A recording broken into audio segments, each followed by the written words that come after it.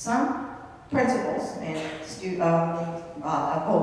boards and superintendents decided they needed, instead of teacher assistants, they decided they needed more money for gas or more money for the iPads.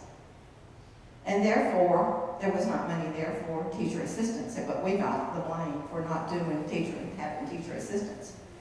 When we thought for all teacher assistants this year, it was not all, because all the teacher assistants, many of them had been let go because they had to have iPads and more gas or whatever they wanted to spend it for because they had the flexibility.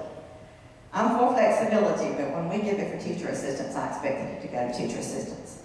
And I'll tell you what, teachers can't teach with what they have in their classrooms. They have foreign language. Kids that come in, I heard one the other day that has a new Vietnamese child, cannot speak English. She has a child here who doesn't have a know what to do about certain things that happen during your day there. Have to go to the bathroom. They have to have changes of clothes for kids because they're not prepared.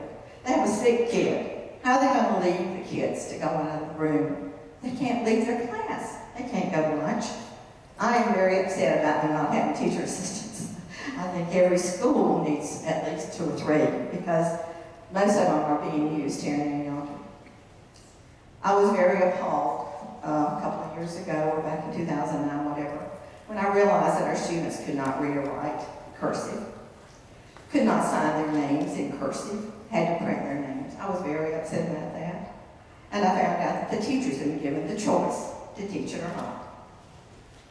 So I did a bill and got it passed, and they were supposed to be teaching it, but I'm not sure they still are. I was told by the superintendent that it's in the curriculum. I do know that there's schools in Raleigh that aren't teaching it. Randolph County is. Private schools are teaching it. Charter schools are teaching it. And our children need still to be able to write in cursive. That's one of the reasons I'm upset about things. The House Bill 535 did not pass over, so it is dead. I don't think you have to worry about that particular one. There were others. I tried to write down everything as you were talking. We did raise our beginning students to $35,000 starting because we had so many people saying we couldn't recruit. So we did that, and we upset a lot of the teachers that had been there a long time. It is not capped when they say they have their final one because they do get 1,000 every year, is what I've been told. And we didn't take away the longevity per se. I say we because I'm not in education appropriations, I'm in justice and public safety appropriations. But we added it to their salaries. Before it was just like a bonus and it was never counted in their money to have. We added it to their salaries, and some of them were getting a lot of thousands of dollars in longevity. And therefore, when they retire, their retirement will be much better.